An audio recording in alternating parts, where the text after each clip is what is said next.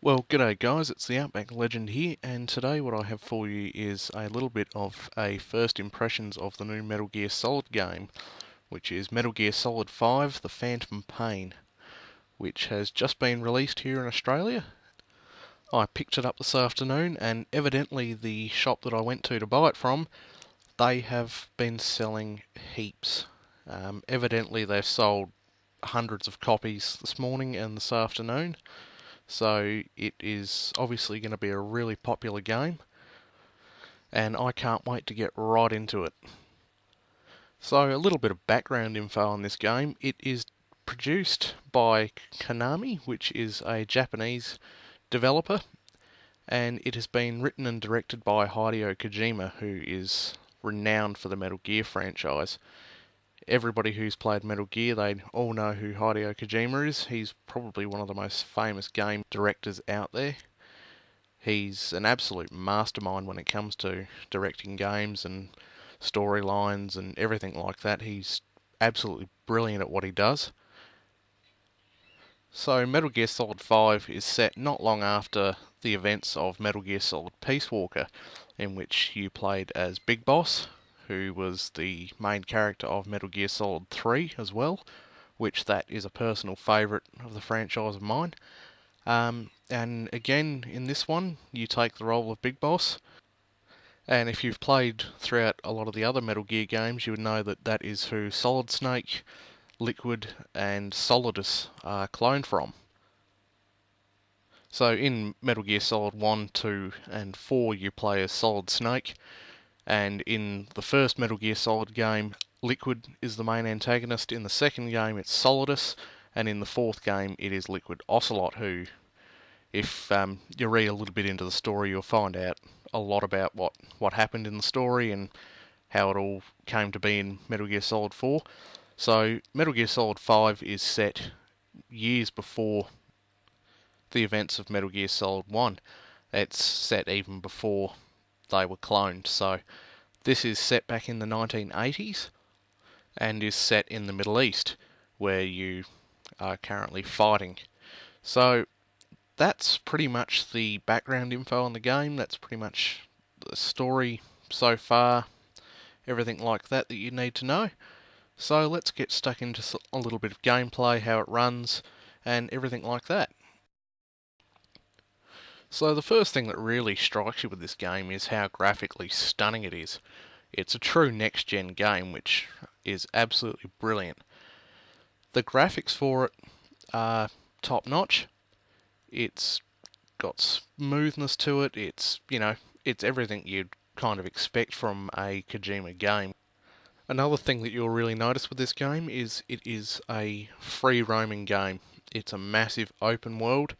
You get to run around and do whatever you want pretty much. Got to go out, do your mission, and then you choose how you want to approach a situation. You can choose whether you want to go in guns blazing or sneak in and try to tactically take out everybody. I've tried tactically taking out everybody a few times. Hasn't worked out very well for me. I've ended up just having to pull out an assault rifle and blast everybody. But those kind of things take a bit of getting used to, and once you've gotten used to those sort of things, it's absolutely no problem. And you've also probably noticed that I am currently sitting on a horse, which that so far is the main mode of transport, I've noticed, which I think that's a nice touch to the game. It certainly adds to the feel of it. And this game, as you can see here, it kind of looks like something you'd see in the Wild West, so it's a very fitting kind of transport. Now, as you can see here, I'm just sort of getting used to the controls a little bit. One little feature I've noticed, which I think is pretty cool, is how you can actually hide on a side of the horse. So the horse will still be running along and all that, but the enemies won't see you, which I think that's a pretty neat little touch. I haven't actually seen that in any game before, so that's definitely a first, something which I think is quite a innovative little thing to add in. So now here I'm approaching an enemy outpost, and this is at the very start of the game. This is actually the first time I've played through, so everything you're seeing here is all brand new footage. It's all my first time playing this game. So pretty much I'm just using my binoculars here to spot up an enemy, and then I'm going to move in and try to take them out as best I can. I do fumble it a little bit, so you will see me try to spear tackle one of them, which is quite amusing. And then I end up trying to do who knows what to him and kill him. So yeah, it does take a bit of getting used to with the controls of this game, but once you've gotten used to them, they are absolutely fine. There's no problem trying to use them. I think half my issue is that I'm just so used to playing first-person shooters that quite often I have a lot of trouble getting used to new controls, especially when it comes to a third-person shooter like this. So pretty much what I'm just doing here is I'm just following the tutorial. Ocelot, he's on comms, he's telling you what to do. So just follow that for the first little while of the game, and then it will pretty much give you free rein to do whatever you want. So here I go in for the spear tackle. I had absolutely no idea what I was doing, and then I rolled over and shot him, and I got a trophy for it too, which I was actually quite surprised, which I thought was pretty amusing.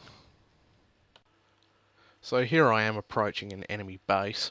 I do initially try to take the stealthy approach, but it doesn't really work out for me, unfortunately. But at the end of the day, that is something that does take a lot of getting used to, and as with any Metal Gear game, sneaking is quite a big part of it. So at the start of the game, it shouldn't really matter too much whether you fumble it, because at the end of the day, you're bound to. So with this game, all I can really suggest is just practice at it. Just keep trying. If you're having a bit of trouble with it, just keep going, keep pushing at it, and eventually you'll get the hang of it, and there'll be no problem with sneaking around and taking out enemies. It is a lot of fun. It's absolutely brilliant combat system in it. It's smooth. So everything about this game so far I have found to be really enjoyable. I'm really having fun playing this game. So overall, I highly recommend that if you're into the kind of tactical sneaking sort of game, then definitely pick this game up, because it's worth it. And also, if you're into even large free roaming games, this game will definitely be worth it for you. So overall, highly recommend it. Pick it up, and I hope you guys enjoyed this video. Let me know down in the comments if you'd like to see more footage and more content of this game. And don't forget to like and subscribe for more content, and I shall catch you guys next time. Take it easy, everybody.